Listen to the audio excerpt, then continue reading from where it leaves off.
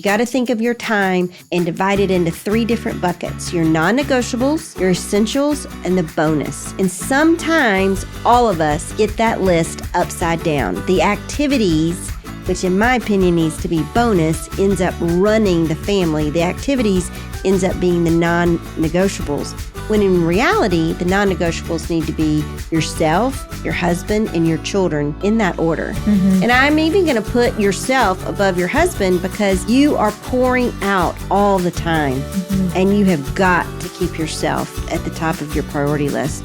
Otherwise, you're just going to give out, and you're going to be exactly where this mom is, completely exhausted, to where she's not doing anybody any good. And she doesn't like it. Of course she doesn't, because it's really hard. So what are your non-negotiables? What are your essentials? And what are your bonus? And just ask yourself the hard questions. Get them in the right order. Welcome to Wire Talk. I'm so excited that you've joined us today. We're going to talk about a busy schedule and what overcommitment looks like and how to avoid it. So let's jump in and see what all we have today. Tools to help you in your parenting journey.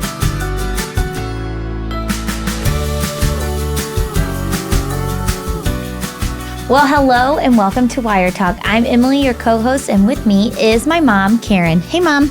Hi, Emily. How are you? I'm good. We're pretty in pink today. Ooh, I love it. I'm a little brighter shade than you are. I know I'm a little paler pink, but I do feel like when I wear pink or when you wear pink, we wear it together, which I think is funny. Because we really don't coordinate our outfits at all. I even asked you yesterday, I was like, what do you have planned? And you said, I don't know. And I was like, well, me neither. Hopefully this works. So, but yes, my top is from one of my sweet friends, Mackenzie. She got it for me for my birthday. So, hey, Mackenzie. She's an avid Birds on a Wire listener. I know. Well, your hair is looking fabulous. Well, thank you. I washed it today and I dried it. So, put on deodorant and everything for you. I just said, let's get ready from head to toe, everybody. I feel so special. You should, because usually it's in a mom hot bun or a claw clip or, but, just really stepping it up for the birds today. I love it. Well, it's September. Can you believe that? No. Do you know what that means? That means it's Grayson's birthday. Yes, my little gray baby. He's turning 4 on September 11th. Wow. And then Harper will turn 6 in October. So I'm about to have a 4 and a 6-year-old, which is mind-blowing. Well, I wonder how we're recording in July for our September episode. So I wonder how Harper's doing in kindergarten. I bet she's loving it. Well, I'll give you guys an update in October because then we will be fully in it. And I think she's going to do great. She's ready. She's very excited. And we pass her school every day. And so every single time we pray, we say, hi, Harper School. And we say, we're praying for you and praying for your teachers and the students because it's a good reminder for me. I can cover the school with prayers over the teachers and the students in her year. And then I just have to open my hands and let God do the rest. Yeah. Are you a little nervous about her going to kindergarten? Mom, I'm just praying that my hands are open and God's going to do the rest. No, I think with every mom, it's a new season. And I am definitely the hardest thing for me, I think, is Harper is such... She doesn't like me asking about how her day is. So, and she tells me the weirdest things at the weirdest times. So I just hope that she tells me about her day. Yeah. And so, because if not, then I really will not have any idea how her day is going. Yeah. Because I'm going from a preschool who we get weekly emails and pictures throughout the day, and it's so nice. And then I'm getting thrown into kindergarten, which it's not the teacher's first priority to take pictures and send me that's what I have to tell myself. If she's not sending pictures, then that means she's teaching. She's teaching and she's loving on my baby. And I just have to trust that she's okay. Let it go. So I really do think I'm in a good space. Well, good. What else September brings is we're doing a new teachable curriculum. Yes, we are. So in the past, we've done Mom Matters. And now Mom Core. Yeah. So sorry. Yes. In the past, we've done Mom Core curriculum. But now this September, we are launching a new teachable survival guide to motherhood. It's going to be from ages 0 to 5 years old. So what that means is moms can do this curriculum. They can download it and they'll have it forever. Which is such a nice feature about Teachable. Absolutely. So nice. It's got all the videos, all the discussion questions. You can do it by yourself or you can do it with friends. And you and I were talking earlier that you've got a friend in Texas and a friend in Tennessee, and you're going to suggest that, because all your kids are between that 0 to 5-year-old range. Absolutely. Y'all do it together, even though you're in 3 different states, and that's a way y'all can continue your community. We're in 3 different states and then 3 different stages as well as motherhood. I love that. So I know they've been sweet friends since college, but we all are from different states. So. I love it. So if you are a Wire Talk listener, we want to give you a discount code, a coupon code. So whenever we're going to put the link in the notes, the show notes, and just go in there and type in under coupon code THRIVE, THRIVE, all caps. And you'll get $10 off, right? $10 off, yeah. So, and if you have never used Teachable, it's such an easy platform. You're going to love it. And what I like is a new session drops every week. Yeah. A new module, that's what they call it. A new module will drop every week, but you will have it forever. So even if you buy it in September and you don't use it till January, you'll still have it, which is so nice. It's a really awesome platform. But I think this is the perfect time. Let's just say you're going into the new preschool year and you meet a couple of moms like, hey, I'm going to do this. You can do it by yourself or you can do it with a couple moms too, which is nice. But I think they'll really enjoy it. So well, what are we talking about today on Wire Talk, Mom? Today we're talking about don't overcommit this season. And that's a hard one because us mamas, we like to pack our calendars full. We do. Because somebody has started in our culture that we have to be busy, busy, busy. Sometimes like a badge of honor. Oh, I'm busy. I'm busy. And it's not always a good thing. Not always a good thing. So let's get to the questions because these are really good questions. They are. And I love the way the first question is signed, the end of it. Let's do it. Okay. Question 1. I'm a mom of three, ages 8, 6, and 3. And between soccer practice, 8 years old, dance lessons for the 6-year-old, and school schedules, our family schedule is packed. My husband and I both work, and it feels like that we're always rushing from one thing to the next without any downtime. I was recently asked to lead a small group for moms at church. I love your curriculum and really want to encourage the moms around me, but it feels like one more thing. How can I say no? Thank you, a busy mom in Ohio. I love that. Well, hey there, busy mom in Ohio. Here's my answer, and it's sort of hard for me to give because what you're saying no to is the thing that I'm the most passionate about. Birds on a wire, but just because I'm passionate about it doesn't mean it's the right timing in your life. And so just tell your sweet mama friends, I can't do this right now. My schedule is just tapped out, but there is a thing called Teachable that you guys can do on your own. And if you want, we can do the discussion questions as a group through text, or we could do a Zoom call once a week or whatever, if that's easier. Also, another thing you could do is you could say, I can't do it this fall because my son is in soccer and my daughter's in dance, but maybe in January, if y'all want to wait, I'm happy to start a group then because soccer won't be going on or whatever. So, but I just think we all have to decide what is the thing that I'm the most passionate about. And I'm sure for you, it's your family and your marriage and all of that. And Birds on a Wire just doesn't fit right now in this season. And that's okay. I was a MOPS leader one time and it fit great in my season when I just had 2 children, and then I had Taylor and it didn't work anymore. So I had to stop and just be like, as much as I love this, I just cannot fit it into my schedule. I'm running around too crazy. So, and I think you told me one time it was a busy season, and for me, and just with the ages of my kids, you told me, you're like, Emily, it's okay to say no. Yeah. And I'm like, are you sure? I'm going to hurt people's feelings. And you said, it's okay. You can say no. Yeah. And I did feel so much peace when I did say no. Well, it just gives you some margin in your time. And she's already stressed. You don't need to add on another thing, even if it's the most wonderful thing in the world, and that's Birds on a Wire. Just tell me we can all go to Mexican one time, and then you can encourage them that way. That's right. So. Hey moms, it's Katie. I'm cutting into this conversation to let you know that Karen's latest study, Survival Guide to Motherhood, is being made available for the first time as a self-paced course formatted specifically for moms to access anywhere at any time. That means you don't need to be in a group to go through this content.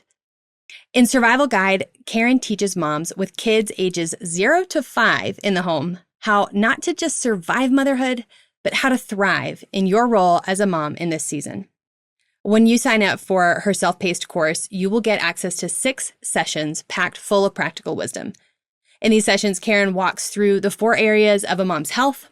She addresses the problems that emerge when a toddler has taken the reins of control in the home, and she'll give you practical steps to take back charge of your home. She shares the personality colors material so you can learn what works for your child and their temperament. You'll also learn the 3 distinct discipline stages, and Karen shares what each stage requires, and she provides practical examples of how to apply discipline in that stage. This course is a curated toolbox full of practical biblical wisdom for moms with young kids at home. You can return to the videos and the reflection questions time and time again, and once you enroll, content is available for you on demand anytime. Head to boaw.mom/SGTM to check it out and get enrolled today. Again, that's boaw.mom/SGTM. Enrollment is open now, and it's going to be open until September 10th. Once enrollment closes, you won't be able to jump in for a while. So head to that website, check out the link in our show notes, and start thriving today. All right, question number 2, moving along. My 2 boys, ages 11 and 9, have been playing soccer since they were 5. They absolutely love it and I love watching them play. However, between the team costs, travel expenses, and the constant weekends away, my husband and I are feeling overwhelmed and stretched thin. How do we balance supporting our kids' passions with the realities of our family's budgets and time constraints? Is it okay to say no to something that they love? Or are there seasons when you just suck it up and do it because it doesn't last forever? Realistically, if we quit and just do a rec program, they won't make the high school team in our city.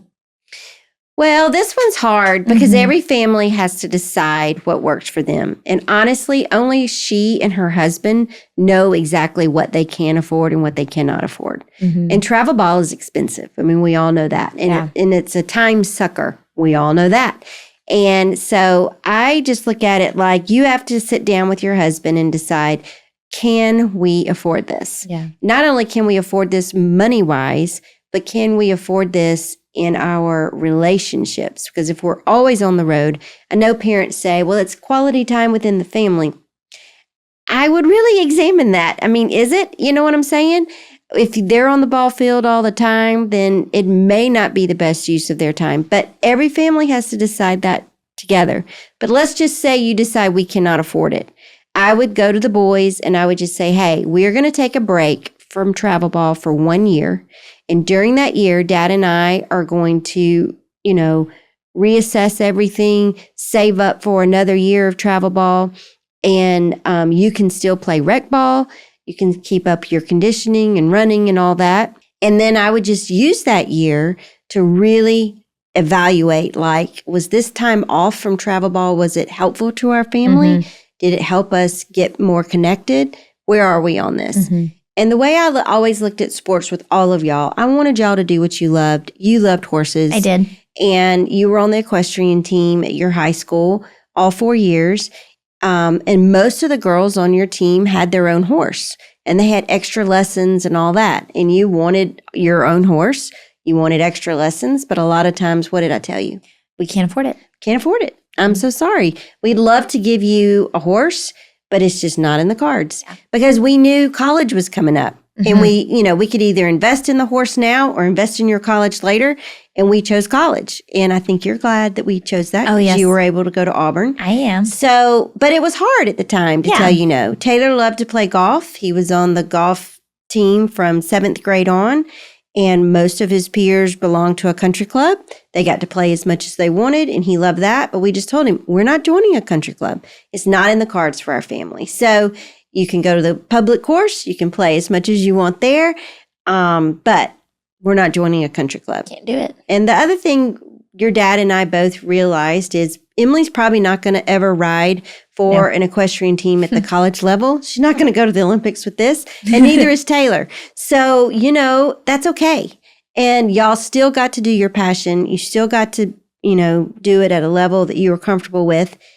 You didn't have a horse. You didn't join a golf club, but we still enjoyed it and made the most of our time. Yeah. Yeah. So So what would your practical tip for this mom be this week moving forward? I think you just have to really evaluate and just ask yourself the hard questions. Is this the best yes for our family? Is this the best yes for our family? Oh, that's good. Yeah. Like and that. if the answer is no, don't feel guilty. Mm-hmm. Just know that you're doing the best for your family. Mm-hmm. Great. Yep. All right, moving right along. Number 3, I'm completely overwhelmed with my current schedule. Between managing the kids' activities, household responsibilities, and work, it seems like there's never a moment left for me. By the time the day is over, I'm exhausted and have nothing left to give to my husband, if you know what I mean. I want to prioritize our relationship, but I just don't have the energy for it.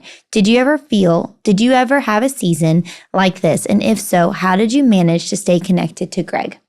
Well, I had lots of seasons of where I felt overwhelmed, for sure. Right. I think the difference between me was Greg traveled so much that he always remained at the top of my schedule, because I was so afraid that if I let that relationship slip, it would be a slippery slope and we'd never get it back.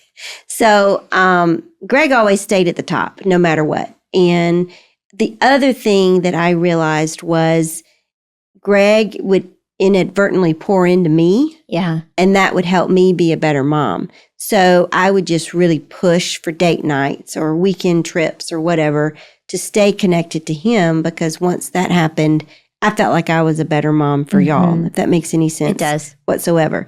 But to help this mom, were you going to say something? Oh, I was going to say, I don't think I understood it now. Like back then when I was, like when y'all would go away, and y'all wouldn't go anywhere crazy, but like for one night, y'all would go to like Alpharetta or something. Yeah. And we would all pitch a fit. Yeah. Like, you know what I mean?